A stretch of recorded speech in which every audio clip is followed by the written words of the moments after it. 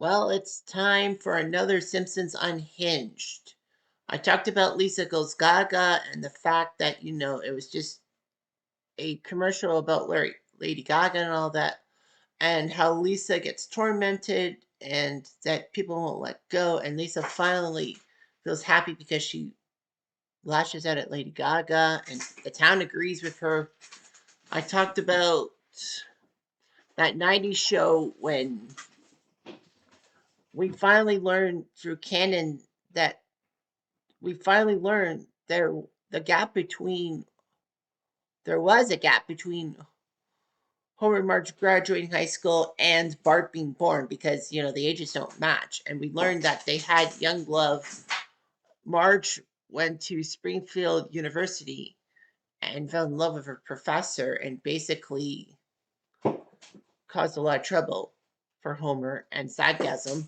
And last week we took a look at Homer with Bongo, as Bongo was basically Homer's best friend once Mona left, and Grandpa had to bow down to Mr. Burns after Bongo bit Mr. Burns, and Burns wants Bongo gone. So basically, Homer realizes Bongo was disloyal and basically said dogs are disloyal. Unfortunately, he was proven wrong. But anyway, this week we take a look at the power shift of season 3, and we take a look at a famous episode. I know you're thinking the Michael Jackson episode. I was thinking of doing an episode based on that. But, it happened in the same season as a legendary show that did something that no show could ever do, in a sense. Topple Bill Cosby. Yes, I know Bill Cosby is a contentious thing to do with everything. But the fact of the matter is that, this was big. And yes, it does give me a chance to overanalyze about sports and all that because, if you watch Cutter Historical, I do a lot of sports stuff on my channel. So yeah, it is a sports episode, but as I said, it is big because of what it did against Bill Cosby. So anyway, let's take a look. Jerk Homer, Marge's worries, Bart's pranks, Lisa's causes, Maggie not talking a lot, Grandpa being senile, Patty and Selma boring Marge, Arnie Sif is a jerk, Chief Wiggum making things happen, Mr. Burns being a dick. You can never stop the Simpsons. Heaven knows they've been trying for years and they still come back for more. 37 seasons is a bit much, don't you think? It's a crazy Simpsons. Something happens. A do do do do do. This is not a clip show. Have no fear. I've got topics for years.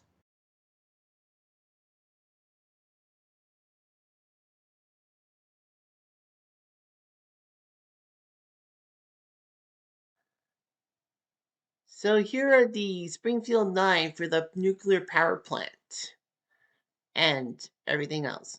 How did we get this way? Well, the old saying, how it started, how it's going. Well, how it started was Homer was choking on a donut. He manages to get the Heimlich on himself and spits out the donut. And then, while they were looking for the chart for the Heimlich maneuver, they find a softball sign-up sheet. The power plant is not so sure because they have had some terrible seasons and all that. Homer tries his best to get everyone on board because he has a secret weapon for softball. The first game is against the police force, and there are some special beer league rules. Anyhow, Homer comes up in the bottom of the knife with his Wonder Bat, which he carved from a tree that almost hurt him during a thunderstorm. Everyone laughs at him, but he puts up the Wonder Bat and hits a home run so big it actually knocks a man unconscious while he's picnicking with his family. He then taunts the cops, and they don't like it very much. Homer's a hero. He goes through many teams and many towns. He even hits a home run to left field, but it was pointing to right field. So he changes the point to left. Homers, if you will, are big. Some people even use secret weapons such as Charlie's sister's wooden leg and all that. So Burns is happy about it and tells the Shelbyville owner Aristotle Astropoulos about it, and he says that his team will crush Springfield like a grape in the championship game. So they make a $1 million bet. Burns tries everything in his power. He wants to cheat and all that. So he wants to use ringers. His ringers are pretty impressive. You got Honus Wagner, the Flying Dutchman. You have Cap Anson, a good first baseman in the 1870s. And you have Mordecai Three Finger Brown, a great pitcher in the 1900s for the Cubs. One tiny problem. They're all dead. They've been dead for years. Smithers points out that Burns' right fielder has been dead for 130 years. And that was Jim Creighton, who was the first Maine baseball star in the 1860s, who died of ruptured appendix at 21 years old. Ruptured spleen, excuse me. Nevertheless, Burns wants Smithers to scour everywhere. The American League, the National League, even the Negro Leagues. Well, that indicated you know why. And no, the Negro Leagues have disbanded in the 1950s. Anyhow, so Burns is on a mission. So position by position, let's see how he did. Catcher was Mike Scioscia. So what ended up happening is that Smithers goes in the woods, and then near they get shot at by Mike Scioscia. They chat about Scioscia's role with the Dodgers, but Scioscia wants to be in a big place with big buttons and all that. Scioscia is technically the only one of the All-Stars, or the Ringers, if you will, to take his job seriously and all that. Burns threatens to fire him for actually taking his job seriously. First base is Don Mattingly, who Smithers meets while he's washing dishes and all that. He seems okay, but Burns has a disliking to him. Second base is Steve Sachs, who Smithers gets in a jazz trio and all that. Third base is Wade Boggs. We don't know how Smithers pulled it off because we don't see it, but he comes in. Shortstop is Ozzie Smith, who Burns visits in Graceland and all that. In the outfield, you have Jose Canseco, who Smithers says will earn $50,000 for one game. Canseco says it's a pay cut, but what the hey? Meaning that in a 162 game season, $50,000, it roughly hits 8.1 million. So I guess Canseco earns more than 8 million a year. And they had issues with that, and this was the 90s. 8 million is like chump change nowadays. Ken Griffey Jr., we don't know how Smithers pulled that off, or Darryl Strawberry for that matter, or even Roger Clemens. And all that. Unfortunately, there's tension because Burns forces them to play softball, meaning that they don't need Lenny, Carl, Charlie, and all of them. But they're still on the team. At least Burns doesn't throw them off the team. So anyway, we see some paradigms and all that. Homer is worried about losing his job to these ringers. And Darryl Strawberry becomes a fucking kiss ass to Burns. And you can see it and all that. A hypnotist tells the team they will give their 110%, but they say it's impossible by mathematical reasoning or something like that. Anyhow, it's such a way when Ralph and Bart are picking sides for a baseball game, Ralph, in one of his lucid moments, if you will, manages to pick up ringers where Bart is forced to have Milhouse, Nelson, and Lewis. So anyway, the buzz is for real.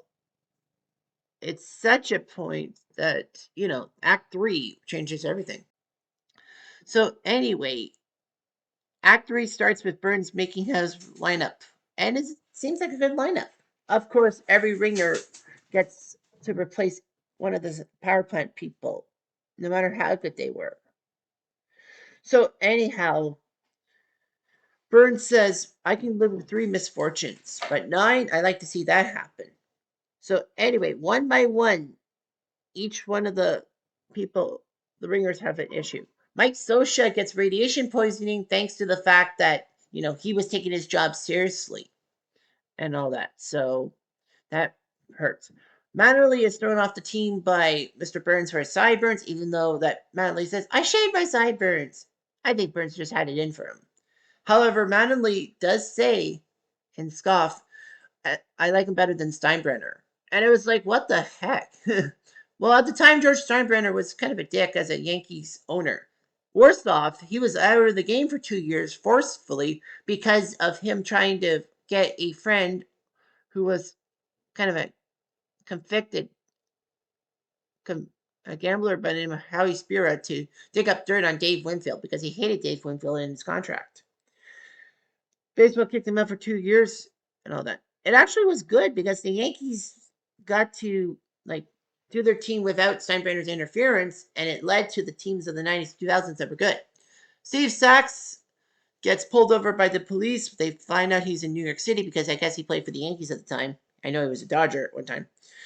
And says that there's so many unsolved crimes in New York City. And Steve said, there's all that. But they put Steve in the slammer. Now, a lot of people say, well, yeah, just because of one little crime and all that. However, there might have been a dark backstory. And the fact is, remember when I said about Homer taunting the cops and the cops playing revenge? I think this was it. I think that they found Steve Sachs playing for the nuclear power plant team and wanted to stick it to the power plant team for taunting them. So they arrested Steve Sachs without reason.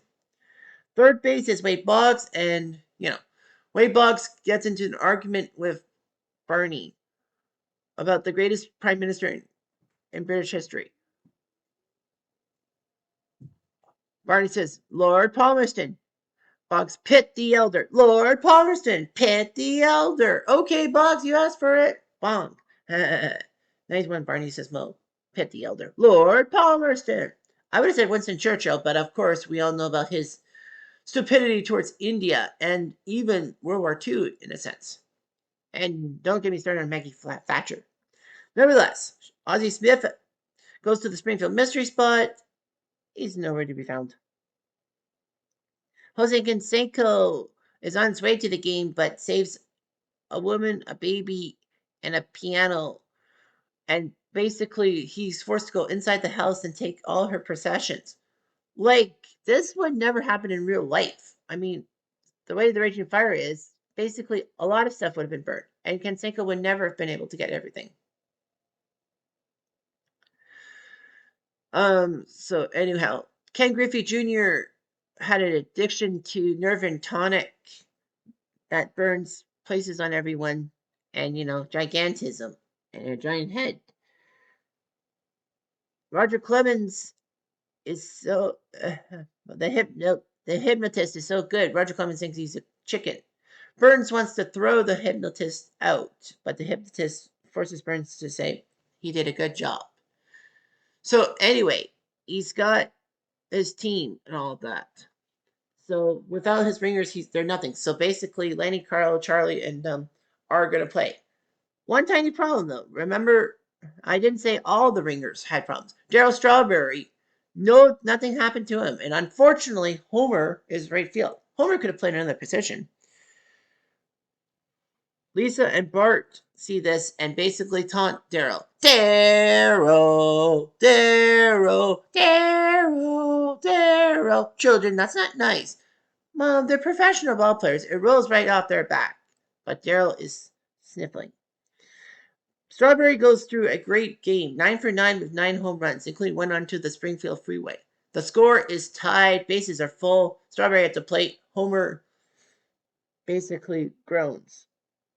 They try to film Homer, but of course Homer's on the bench and scratching himself, and in such a way that Marge turns away, but the kids say, oh, he's still scratching himself. Oh, dear. So anyway, Burns ends up deciding to do something that we never saw coming.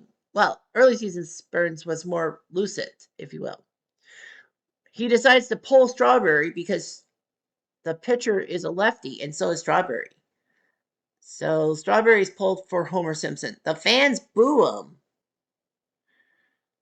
except for the Simpson family. Homer is told to look for Burns' signs and all that. Burns gives a weird sign. Homer looks at him and then doesn't see the pitch coming. Bonk! Off the head. He then slumps over the home plate, and Lisa says, no, Mom, it counts as a hit. He's won the game. Technically, she is partially right. It's a hit by pitch, not a hit. It's still an RBI nevertheless. Homer won the game, and basically, as you see the City's Champs thing, they got all those ringers together with everything. The gigantism of Ken Griffey Jr., Wade Boggs' black eye. Darryl Strawberry pissed off that he was not the hero. Ozzie Smith in silhouette. Steve Sachs with um, Officer Luke huffing him. Mike Sosha with his radiation thing. Don Mattingly without the sideburns. Jose Canseco looking like he went 10 rounds because of him with the um, fire. Roger Clemens as a chicken. A lot of the background guys. And Homer still unconscious and all that. That's kind of weird. And then, of course, to top the Sunday off, Terry Cashman, talking baseball, does a talking softball song, which is pretty impressive. I don't know the lyrics offhand. So there you go. That's what the episode in a nutshell. But it was more culturally revolutionary. Of course, this aired on February 20th, 1992. So that meant that all the players had to have their voices in for the 91 season. And all that. So anyway, it was just huge and all that.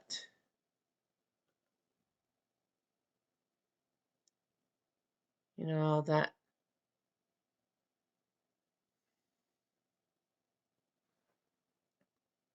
So anyway, yeah, he's paraded as a hero. But yeah, it was long in production because, they had to get the real ball players and all that. The 9 players were recorded over a period of 6 months, whether they were playing at the Dodgers or the Angels and all of that. So anyway, they actually had some players who did not who did not appear. They wanted Nolan Ryan, they wanted Ricky Henderson, they wanted Rhino Sandberg, and even Carlton Fisk, but they turned down the role. Fisk must have been ticked off. Fisk got replaced by Sosha, Sandberg got replaced by Sachs, Nolan got replaced by Clemens, and Ricky Henderson was probably, I would say, Strawberry. Anyway, all the players were cooperative with their roles except for Jose Canseco. Canseco did not like his original part because allegedly he was going to be caught in bed with Mrs. Krabappel and all that. Well, Canseco didn't really make the decision. It was his fan wife, Esther Haddad, objected it and all that. So, anyway. It was just amazing and all that.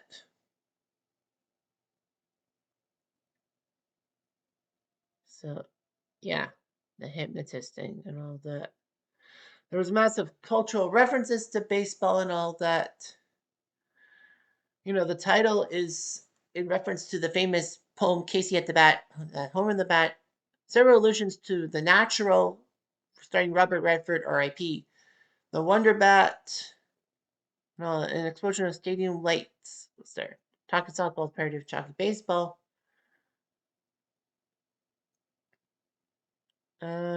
Carl batting with a piano leg was referenced to Norm Cash, who did try that one.